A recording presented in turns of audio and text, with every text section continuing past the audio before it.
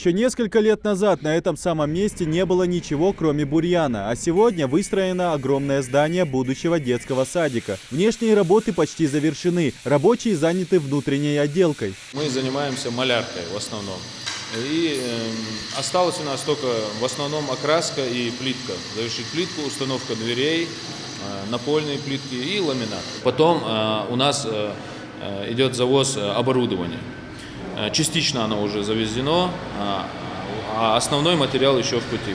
Почти во всем здании уже уложена настенная и напольная плитка. Это заслуга Гирихана Оздоева. Он делает работу быстро и качественно. Мы стараемся как лучше сделать. Мы для себя же делаем, не для чужих людей. Даже и некрасиво. Надо стараться сделать как лучше. Вы увидите работу. А вот в связи с болезнью коронавирусом работу не прекращаете, все равно работаете? Ну, работаем. Кто вот болеет, дома остается, бригада, кто не болеет, выходим на работу. Ну, надо же сдавать же, коронавирус. Серьезное дело.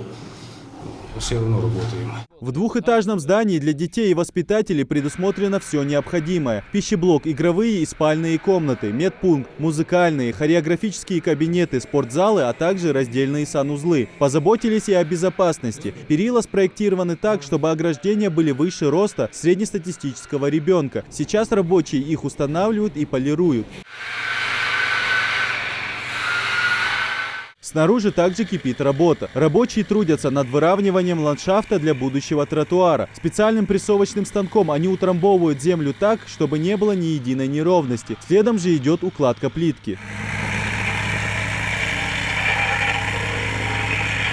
Строительство объекта началось в октябре прошлого года и уже близится к завершению. Сейчас строители благоустраивают прилегающую к зданию территорию. Рабочие уже огородили сад, построили теневые навесы и даже успели высадить декоративные деревья. Объект будет сдан в эксплуатацию в начале лета. Детский сад станет настоящим подарком для местных жителей. Ведь с ростом рождаемости в Ингушетии появляется острая нехватка мест в дошкольных учреждениях. Благодаря поддержке федерального центра до конца года в Ингушетии откроют 14 детских садов и 11 школ. Кроме того, начнется возведение новых 10 образовательных учреждений и одного детского сада. Идрис Ижиев, Магомед Белакиев, Новости 24.